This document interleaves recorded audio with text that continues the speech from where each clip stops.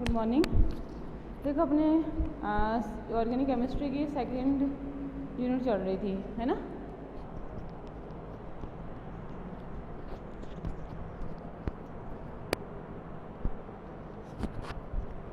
ठीक है, उसमें अल्कोहल तो कंप्लीट हो चुका था। ठीक है, अब जो नेक्स्ट टॉपिक अपना वो क्या है, फिनोल। ठीक है, नेक्स्ट टॉपिक क्या है, फिनोल, जो कल स्टार्ट करा था।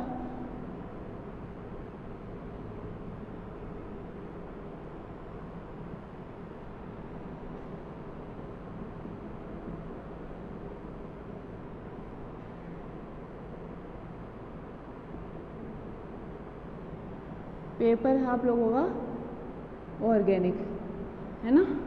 ऑर्गेनिक चल रहा है और टॉपिक क्या है अपना, फिनोल।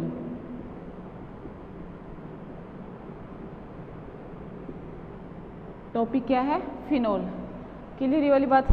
ठीक है, अब देखो जो फिनोल है उसमें मेथड ऑफ प्रिपरेशन कर लिया था और जनरल इंट्रोडक्शन कर लिया था। समझ रहे हो आप लोग मेरी बात है। ठीक है, मैंने क्या कहा, फिनोल में मेथड ऑफ प्रिपरेशन कर लिया था और जनरल इंट्रोडक्शन कर लिया था, ये किस तरीके से होते हैं। ठीक है, अब देखो नेक्स्ट क्या है, ये किस तरीके की प्रॉपर्टीज शो करता है।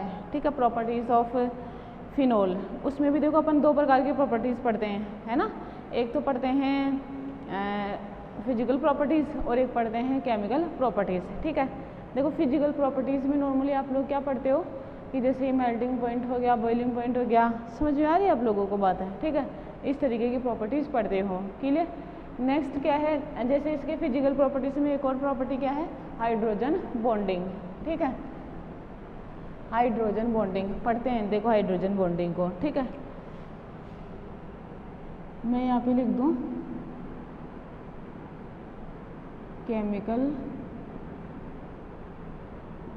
प्रॉपर्टीज ऑफ फिनोल, है ना। Chemical properties of phenol, clear ये वाली चीज़। ठीक है, उसमें देखो फर्स्ट हाइड्रोजन बॉन्डिंग। वैसे ये जो हाइड्रोजन बॉन्डिंग है वो केमिकल प्रॉपर्टी में नहीं आती है, ये फिजिकल प्रॉपर्टी में आती है ना। लेकिन ये की प्रॉपर्टी है तो इसी में पढ़ लेते हैं इसको, है ना। लिख देते हैं फिजिकल प्रॉपर्टी, है ना। फिजिकल प्रॉपर्टी है इसकी। सबसे पहले तो देखो हाइड्रोजन बॉन्डिंग होती क्या है। ठीक है, कि अगर हाइड्रोजन एटम यदि दो मोर इलेक्ट्रोनेगेटिव एटम के मध्य इस प्रकार से उपस्थित, ठीक है, मैंने क्या लिखा, हाइड्रोजन एटम यदि दो मोर इलेक्ट्रोनेगेटिव एटम के मध्य इस प्रकार से उपस्थित हो कि एक इलेक्ट्रोनेगेटिव एटम के साथ यह कोवेलेंट बॉन्ड और दूसरे इलेक्ट्रोनेगेटिव एटम के साथ केवल electrostatic force of attraction, electrostatic force of attraction से जुड़ा रहता है ना। देखो मैंने क्या लिखा, हाइड्रोजन एटम यदि दो मोर इलेक्ट्रोनेगेटिव एटम के मध्य इस प्रकार से उपस्थित हो कि एक मोर इलेक्ट्रोनेगेटिव एटम के साथ तो क्या हो, वो सिर्फ कोवेलेंट बॉन्ड से जुड़ा हुआ हो और दूसरे के साथ अगर इलेक्ट्रोस्टैटिक फोर्स ऑफ अट्रैक्शन से जुड़ा हुआ हो। ठीक है, मैंने क्या लिखा, इलेक्ट्रोस्टैटिक फोर्स ऑफ अट्रैक्शन से जुड़ा हुआ हो, तो उस इलेक्ट्रोस्टैटिक फोर्स ऑफ अट्रैक्शन को ही क्या कहते हैं, हाइड्रोजन बॉन्डिंग कहते हैं। समझ रहे हो आप लोग मेरी बात है। ठीक है, क्या कहते हैं, उस इलेक्ट्रोस्टैटिक फोर्स ऑफ अट्रैक्शन को ही क्या कहते हैं अपन, हाइड्रोजन बॉन्ड कहते हैं। क्लियर। देखो नेक्स्ट लिखो, मैं यहाँ पे लिख दूँ, इस इलेक्ट्रोस्टैटिक फोर्स ऑफ अट्रैक्शन, इस इलेक्ट्रोस्टैटिक फोर्स ऑफ अट्रैक्शन को ही हाइड्रोजन बॉन्डिंग कहते हैं। क्लियर ये वाली चीज़, ठीक है। देखो फिनोल में हाइड्रोजन बॉन्डिंग इन फिनोल्स, देखो किस तरीके से शो करते हैं। जैसे ये HOH, ये H, देखो इसको मैं थोड़ा नीचे बना देती हूँ।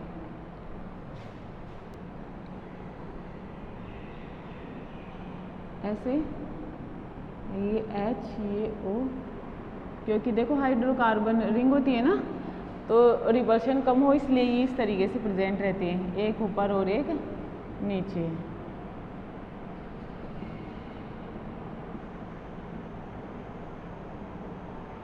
इस तरीके से समझ में आ रही है आप लोगों को बात। ये क्या कहलाती है? हाइड्रोजन बॉन्डिंग कहलाती है। देखो ये वाला जो बॉन्ड है ना, इसमें देखो ये तो इलेक्ट्रोस्टैटिक फोर्स ऑफ अट्रैक्शन और ये कोवेलेंट बॉन्ड, तो ये बॉन्ड क्या कहलाएगा? Hydrogen bonding. क्लियर क्या मेरी बात है? समझ में ये चीज़, ठीक है। तो देखो क्या होता है कि हाइड्रोजन बॉन्डिंग पाई जाती है इनमें इस तरीके से।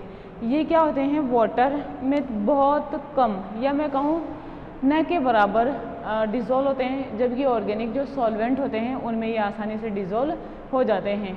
और ऑर्गेनिक सॉल्वेंट में क्यों डिज़ोल्व होते हैं? क्योंकि उनमें ये हाइड्रोकार्बन क्या पाया जाता है?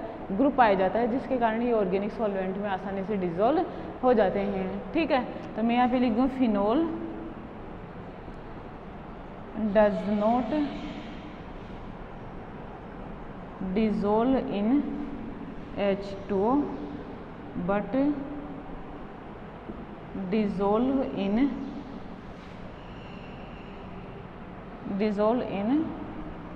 ऑर्गेनिक सॉल्वेंट, है ना। ऑर्गेनिक सॉल्वेंट का मतलब क्या होता है? जैसे ईथर वगैरह, क्लियर क्या? उनमें ये क्या हो जाएगा? आसानी से डिज़ोल्व हो जाएगा। ये क्या कहलाती है? इसकी हाइड्रोजन बॉन्डिंग कहलाती है। क्लियर ये चीज़, ठीक है। एक चीज़ तो नेक्स्ट देखो, इसकी जो अपन पढ़ते हैं केमिकल प्रॉपर्टीज़, उसमें एक प्रॉपर्टी आती है एसिडिक नेचर, ठीक है। फिनोल किस तरीके से एसिडिक नेचर शो करते हैं, ठीक है। देखो अपन नॉर्मली जो लैब में टेस्ट करके देखते हैं उसमें क्या पढ़ते हैं कि अगर क्या हो कि लिटमस पेपर, अगर इसके सॉल्यूशन को किसी भी कंपाउंड के सॉल्यूशन को अगर सॉल्यूशन में अगर लिटमस पेपर लेके जाएं, ठीक है, तो अगर ब्लू लिटमस पेपर रेड हो जाए, ठीक है, ब्लू लिटमस पेपर अगर रेड हो जाए तो अपन क्या बोलते हैं? वो एसिडिक नेचर का है। क्लियर क्या? ठीक है। और रेड अगर ब्लू हो जाए तो अपन क्या बोलते हैं? वो बेसिक नेचर का है। क्लियर क्या? और मुझे एक बात बताओ, अपन इनके जो एसिडिक नेचर के मान हैं या एसिडिटी है अपन कैसे निकालते हैं? के के मान के अकॉर्डिंग निकालते हैं। जिसका के का मान जितना ज़्यादा होता है ना, उसकी एसिडिटी उतनी ही ज़्यादा होती है। या अपन कहें कि जिसके पी के मान जितने कम होते हैं उसकी एसिडिटी उतनी ही ज़्यादा होती है। बात क्लियर क्या? मुझे एक बात बताओ, एक चीज़ अपन ये भी देखते हैं कि एसिडिक नेचर का मतलब क्या होता है? डोनेशन ऑफ H+ आयन, है ना। कोई भी स्पीशीज कितनी आसानी से H+ आयन दे सकता है, वो टेंडेंसी उसकी एसिडिटी कहलाती है। अगर कोई आसानी से ना दे तो वो वीक एसिड होएगा, है ना। अगर वो आसानी से दे दे तो क्या होएगा? स्ट्रॉन्ग एसिड होएगा। क्लियर क्या ये वाली बात भी? ठीक है। देखो फिनोल को अपन इस तरीके से बनाते हैं। जो फिनोल का स्ट्रक्चर है बोले तो उसको इस तरीके से मॉलिक्यूलर जो स्ट्रक्चर जो फॉर्मूला उसको इस तरीके से रिप्रेजेंट करते हैं। मुझे एक बात बताओ, एसिडिक नेचर का मतलब ये है क्या कि इस हाइड्रोजन का H+ फॉर्म के रूप में निकलना, ये H+ फॉर्म के रूप में निकल जाए और ये नेगेटिव आयन, ये जो नेगेटिव आयन बनता है उसे क्या कहते हैं अपन? फिनॉक्साइड आयन कहते हैं। ठीक है, इसे क्या कहते हैं अपन? फिनॉक्साइड आयन कहते हैं। पहली चीज़ तो ये। देखो दूसरी चीज़ क्या होती है कि कुछ रिएक्शन ऐसी होती हैं जिन्हें अगर अपन करवा के देखें और वो हो जाए तो अपन मानते हैं ये एसिडिक नेचर का है, अदरवाइज़ ये एसिडिक नेचर का नहीं है।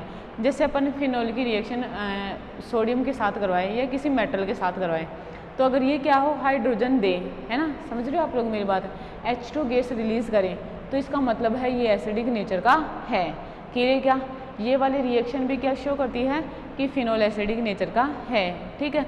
दूसरी क्या होता है कि अगर इनको स्ट्रॉन्ग बेस के साथ रिएक्शन करवाएं तो ये क्या कर ले, सॉल्ट का निर्माण कर ले, तो भी ये रिएक्शन क्या शो करती है कि ये एसिडिक नेचर का है। क्योंकि क्या होता है कि बेस और एसिड आपस में भी क्रिया करते हैं और 1 मोल H2 और सॉल्ट की क्या करते हैं, फॉर्मेशन करते हैं।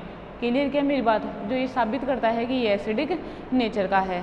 दूसरा क्या होता है कि अगर इनकी ग्रिग्नार्ड रिएजेंट से अभिक्रिया करवाई जाए, समझ रहे हो आप मेरी बात है, ठीक है।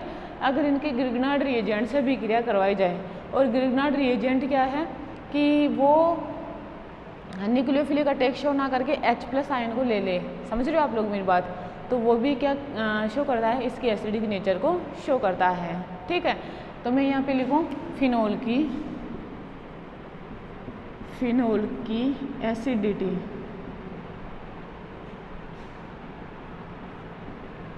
के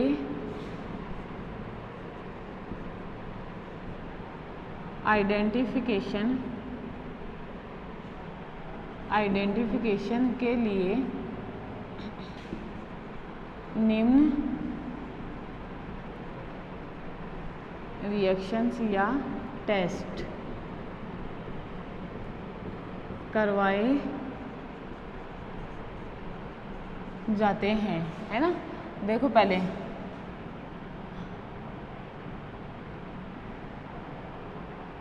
reaction of phenol with a metal, है ना, reaction of phenol with a metal, clear ये वाली चीज़, ठीक है। अब देखो फिनोल, यदि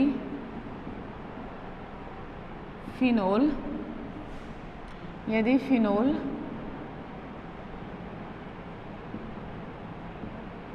मेटल के साथ, यदि फिनोल मेटल के साथ अभिक्रिया करके H2 गैस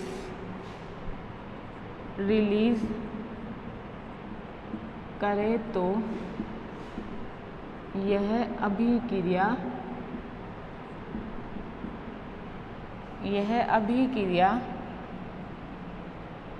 फिनोल की एसिडिक नेचर को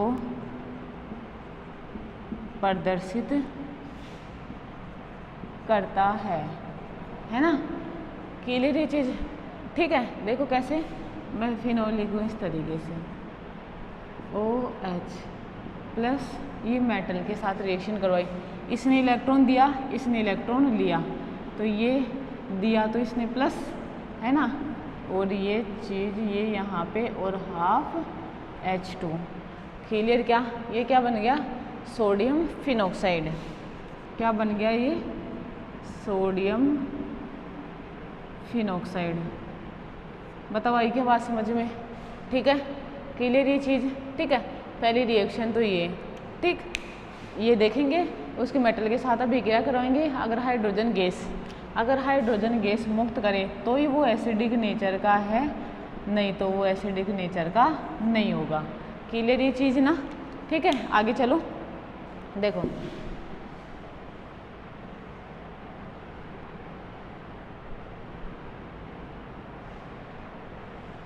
पहली रिएक्शन, दूसरी रिएक्शन देखो,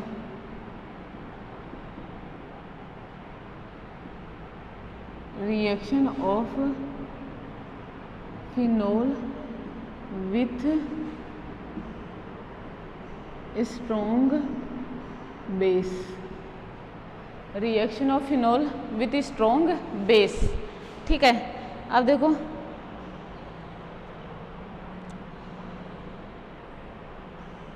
स्ट्रॉन्ग बेस के साथ अभिक्रिया होगी और क्या बनेगा, सॉल्ट, ठीक है।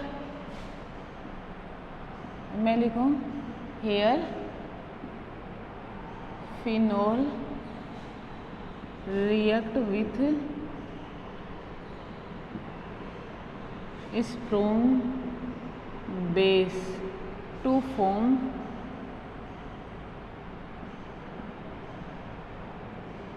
फिनॉक्साइड आयन, है ना। अगर फिनॉक्साइड आयन क्या होता है, सॉल्ट ही होता है ना। फिनॉक्साइड आयन बन जाए तो अपन ये कह सकते हैं कि एसिडिक नेचर का होगा, ठीक है। तो यहाँ पे लिया ये फिनोल, ठीक है। इसकी रिएक्शन किससे करवाई, NaOH से। बताओ ये क्या है, इसका मतलब क्या है, OH माइनस, तो ये H+ लिया। बताओ एसिड बेस रिएक्शन हुई ना, एसिड बेस रिएक्शन, क्लियर। तो देखो क्या बनेगा, ये इस तरीके से O- Na+, ये क्या है, सोडियम, और यहाँ पे देखो H2 का एक मॉलिक्यूल, सोडियम फिनॉक्साइड। ये कैसा आयन बन गया, सॉल्ट, बोलते सोडियम फिनॉक्साइड आयनिक है, ठीक है। तो ये भी क्या साबित करती है, phenol is acidic in nature, ठीक है क्या। ये रिएक्शन भी क्या साबित करती है, फिनोल एसिडिक नेचर का है, क्लियर क्या, ठीक है।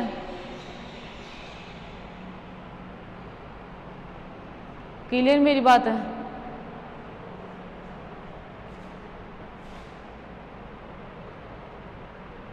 ठीक है। देखो नेक्स्ट देखना,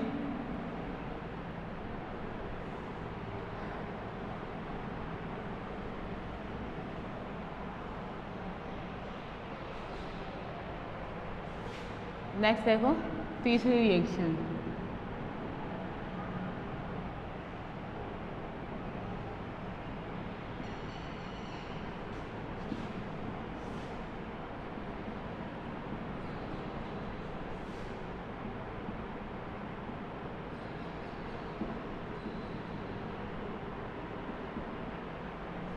reaction of phenol with Grignard reagent, ठीक है। देखो मैंने क्या कहा था, जैसे मैं लिखूँ RMgX, है ना, ग्रिग्नार्ड रिएजेंट लिखूँ, ये प्लस और ये माइनस, ये दो प्रकार की प्रॉपर्टी शो कर सकता है, या तो न्यूक्लियोफाइल, है ना, या तो ये न्यूक्लियोफाइल की तरह व्यवहार कर ले, है ना, या बेसिसिटी शो कर ले, है ना। बताओ बेसिसिटी का मतलब क्या है,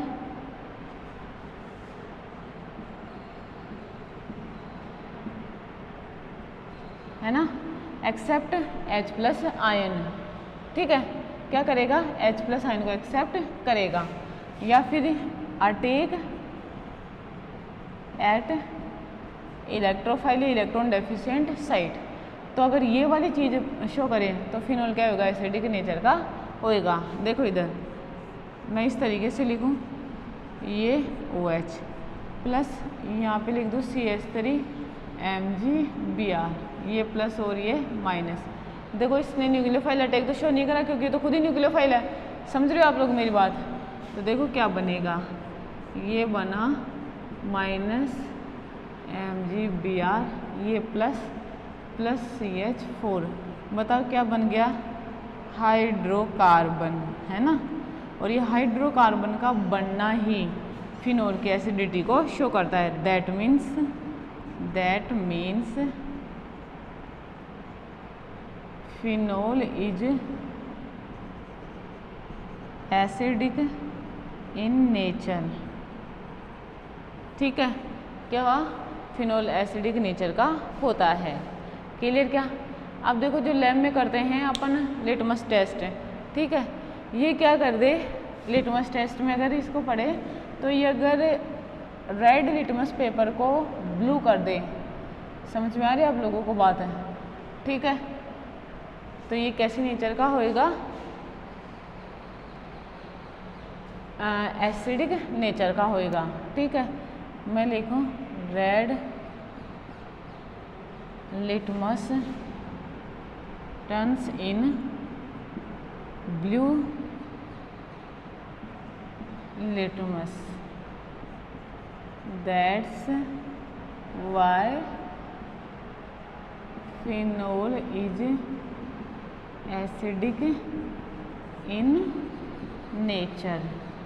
बात समझ में आई क्या? तो अपन क्या कह सकते हैं इसके अकॉर्डिंग भी कि फिनोल एसिडिक नेचर का है, या इस कारण फिनोल को एसिडिक नेचर का कहा जाता है, या एसिडिक नेचर का शामिल किया जाता है। ठीक है, देखो ये तो नॉर्मल रिएक्शन थी जो अपन लैब में करके देख लेते हैं, और अगर ये रिएक्शन हो जाए तो बोलते हैं कि फिनोल एसिडिक नेचर का है, या किसी भी कंपाउंड के साथ अगर ये रिएक्शन करे और वो शो करे तो अपन बोलते हैं कि ये एसिडिक नेचर का है। अदरवाइज ये या तो न्यूट्रल नेचर का होएगा या फिर बेसिक नेचर का होएगा। ठीक है, जो भी है बेस को चेक करने की अलग रिएक्शन होती है। समझ में आ रही है आप लोगों को बात है?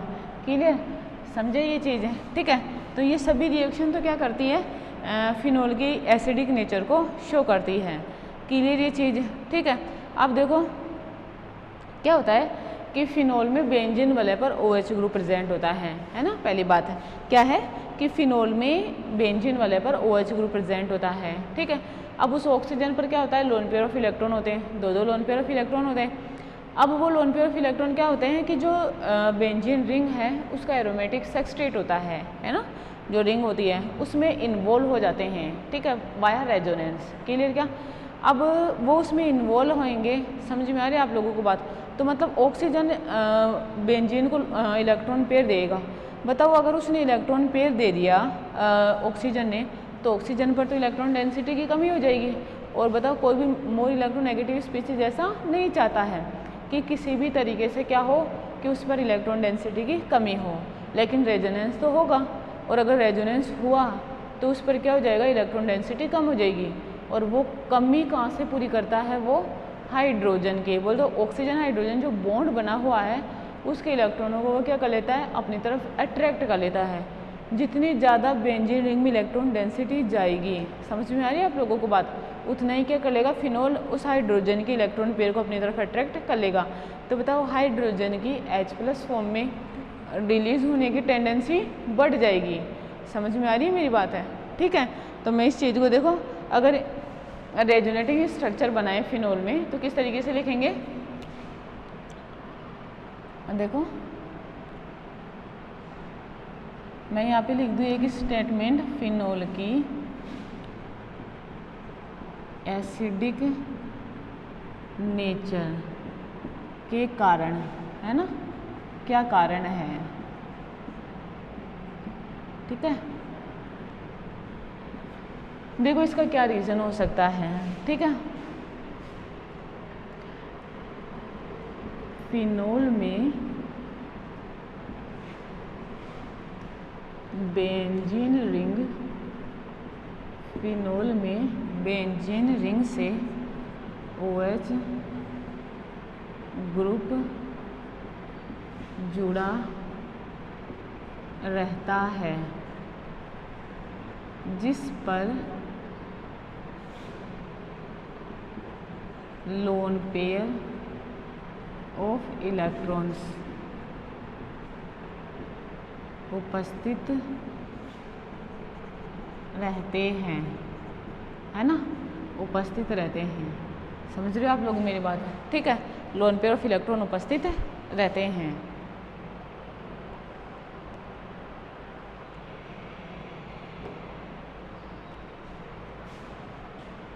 नेक्स्ट देखना,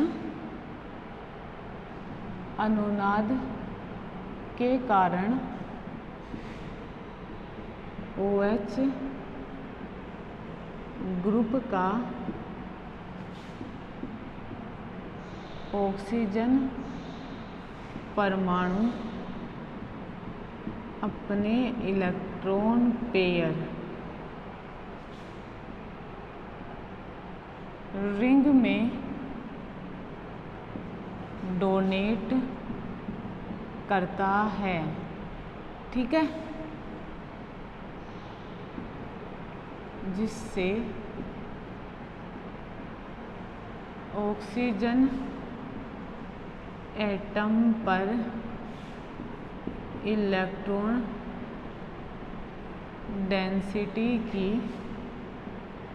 कमी हो जाती है ना, जिससे क्या होता है, ऑक्सीजन एटम पर इलेक्ट्रॉन डेंसिटी की कमी हो जाती है।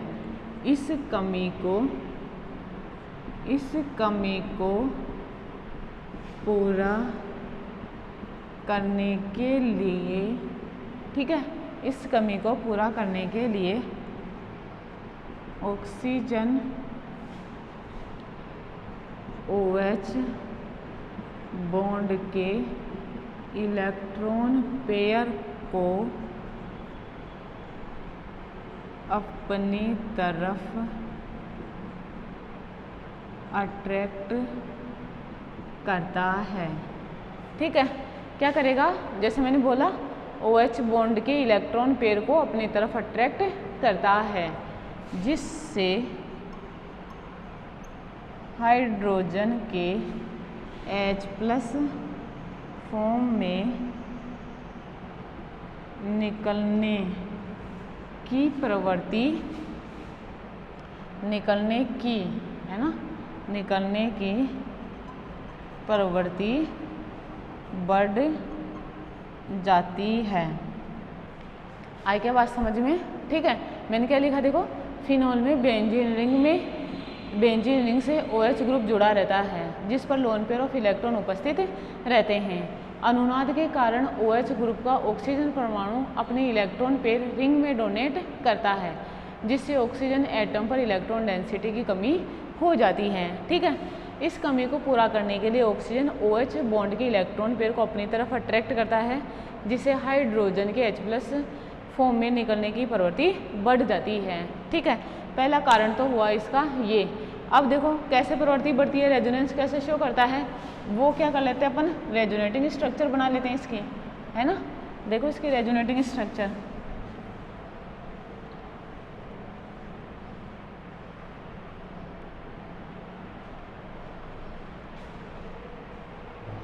और देखो इधर यहाँ पे मैं लिखूँ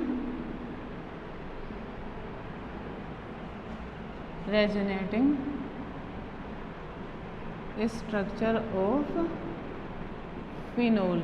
ठीक है, देखो फिनोल ये है, इस बॉन्ड को मैं ऐसे लिख देती हूँ, ये OH। ठीक है, ये दो लोन पेयर ऑफ इलेक्ट्रॉन, देखो ये इस तरीके से देगा। ठीक है, दिया तो देखो ये वाली इलेक्ट्रॉन डेंसिटी इधर आएगी, है ना, इसको मैं इस तरीके से लिख दूँ। ठीक, बताओ ये नेगेटिव चार्ज, ये ऐसे, ये डबल बॉन्ड, ये ऐसे। क्लियर ये चीज़? बताओ पॉजिटिव चार्ज आ गया ना, एक लोन पेयर और पॉजिटिव चार्ज। अब मुझे एक बात बताओ, पहले तो ये इलेक्ट्रोनेगेटिव था ही, अब बताओ पॉजिटिव चार्ज आने के बाद इसकी इलेक्ट्रोनेगेटिविटी और बढ़ गई मतलब इससे इलेक्ट्रॉन पे लेने की टेंडेंसी भी बढ़ गई। क्लियर? अब देखो ये वापस इधर, ये इधर। ठीक, देखो ये नेगेटिव चार्ज, ये ऐसे, ये डबल बॉन्ड, ये ऐसे। क्लियर? ठीक है ना। देखो वहीं से बना रही हूँ मैं उसको वापस लिख रही हूँ यहाँ पे लिख दूँ, ये +H, ये नेगेटिव चार्ज, और ये आप तो इसके आगे की बनाना है ना, ये ऐसे।